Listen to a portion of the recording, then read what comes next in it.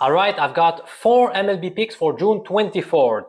So for all of you who are from Quebec, Bonne Saint-Jean.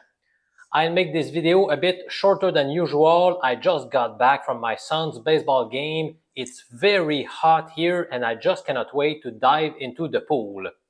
All right, so let's start by recapping yesterday's action.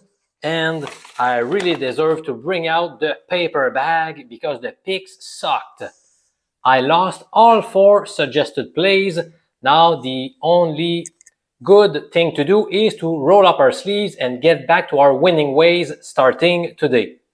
So up first, I have a scoring drought betting alert. For those of you who have been following me, you know this is my best performing system out of the 19 I have developed. So let's take a look at its rules. Fade the road team if they lost their past 2 games by scoring 2 runs or fewer in each of those losses, and if their money line today is greater than plus 150. Now let's focus on the athletics for a minute, and let me share my screen, and let's move to the athletics schedule. So today they are on the road in Detroit, right here. Now, they did lose their past 2 games by scoring 2 and 0 runs, and their money line today is greater than plus 150. So by following the rules, we must fade the Athletics, which means we are betting against them, and that's why my first pick is the Tigers money line. Now, I know this is not exciting because we are getting low odds. This is a comment that regularly comes back. But you've got to look at the numbers, and to me, profit is profit. Well, from 2010 to 2016, we racked up 26.99 units of profit via 332 bets. So that's a ROI around 8%. Then, starting in 2019, I started tracking by myself the performance of all my MLB betting angles. And during those years, this system racked up another 13.95 units. Now, last season, we produced a tiny gain of 0.96 units. And so far in 2025, we have accumulated 22 wins versus just 3 losses. Now, if you take into account the odds from each bet, because as you could see, we are always betting big home favorites, well, we still accumulated a profit of 7.20 units. So overall, over all of these years, that produces 49.10 units of profit. So anybody that tells me, well, this system sucks, it always picks big home favorites. You know what? I don't like betting big home favorites, except when it is supported by this system, because it is just producing gains year after year after year. So I just cannot ignore it. All right. Now, so I've already reviewed the rules with you. All right. And also, how could you ignore the pitching duel in this case? Tarik Skubal is a beast. He's given up a total of 3 runs across his past 5 outings. Also, his season ERA is 2.06, which is fantastic. And if you focus on his home games only, here are his numbers. A perfect 6-0 record coupled with a 1.88 ERA. So he's been even stronger at home. Meanwhile, he will be facing Luis Severino, who has been okay, but nothing more. So he's not great, he's not awful either. So this system really picks the teams wisely. It picks a road team whose offense has been struggling, and based on the historical data, this seems like a wise betting strategy. So even though some people tend to complain that this is low, unexciting odds, to me, I'm going to continue racking up the profit. The ROI has been around 20% over many, many years.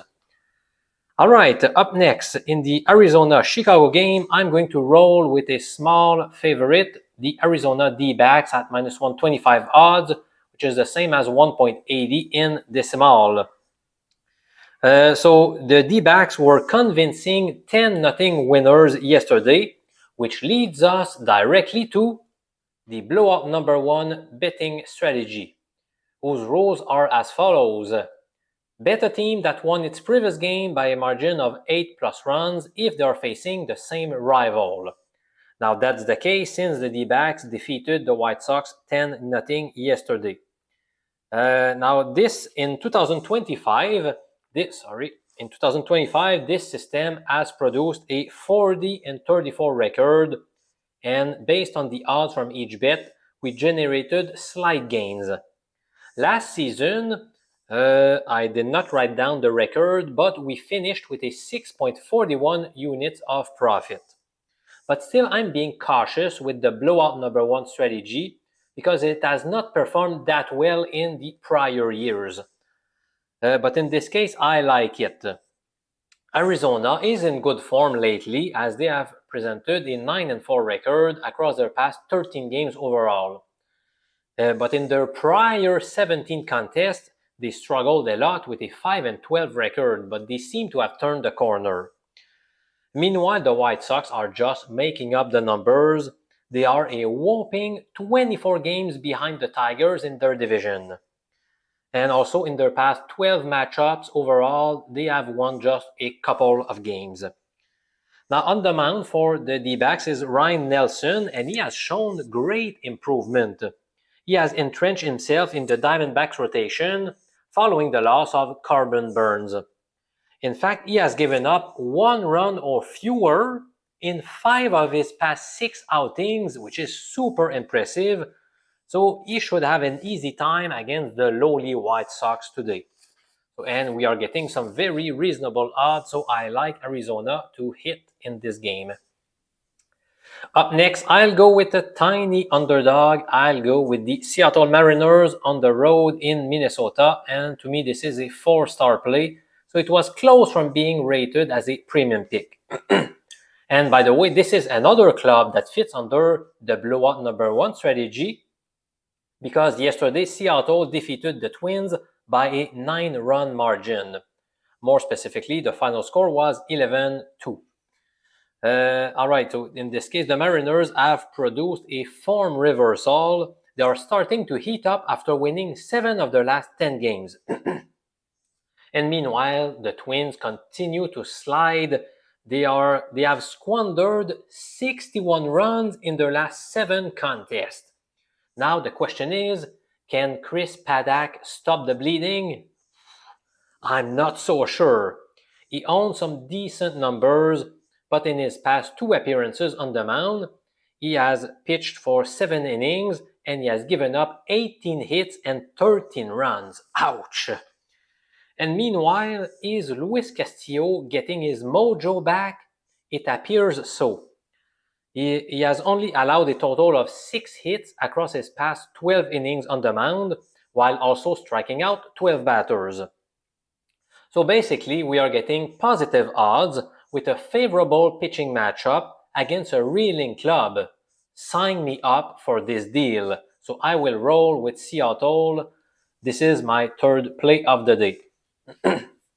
Now the last one fits under another betting system that I have not talked about very often this season, and it is called the pummeled pitchers. Here's how it goes. Bet the visiting club if they either lost their past 2 games by allowing 9+ runs in each of those defeats, or if they lost 3 in a row by allowing 7+ runs, or if they lost 4 in a row by squandering 6+ runs in those defeats. So now let's take a look at the Boston Red Sox schedule. All right, Boston. Let's see. So today they are the visiting team. And as you can see, they lost their past 2 games by allowing exactly 9 runs in those defeats. So by following the rules, we must back Boston to bounce back with a solid performance. And that is my 4th pick, the Red Sox money line. This is just a 2-star play. The odds are not super enticing. I know we have a great pitching advantage here, but still I'm being wary of this bet. Also, this betting strategy has not performed that great in recent years, so I tend to be extra cautious with it. So prior to arriving in Boston, Crochet was the only shining light for the Chicago White Sox. And now Chicago's loss is Boston's gain. He's been superb with a wonderful 2.20 ERA this season, so he's been a great acquisition. And meanwhile, his counterpart will be Tyler Anderson, and he has been regressing this season. Let's compare his numbers from last year to this season. His ERA went from 3.81 to 4.56. And what about his whip statistic, the stat that I value so much? It went from 1.29 to 1.40. Now the 35-year-old has posted a dreadful 7.07 ERA. If you focus on his past 7 trips on the mound, he's been struggling a lot in recent times. And also, let's take a look at his career ERA against Boston. It's been 6.26, so he does not enjoy facing the Red Sox at all. So there you go. Here are my 4 picks. So 4 plays with the money line, the Tigers, the D-backs, the Mariners, and the Red Sox. Of course, I absolutely love the Tigers, even though the odds are low, because it's supported by the money-making scoring drought betting angle that owns a 22-3 record this season. So that's it for me today. Thank you so much for watching. Please leave a comment to tell me what's your favorite play of the day in Major League Baseball. You can also hit the thumbs up button, or even better, you can subscribe to the best sports betting show on YouTube. Thanks so much for watching. I'll talk to you again tomorrow. I'm Professor MJ from Quebec City, and I'm about to dive in my pool. I'll see you tomorrow.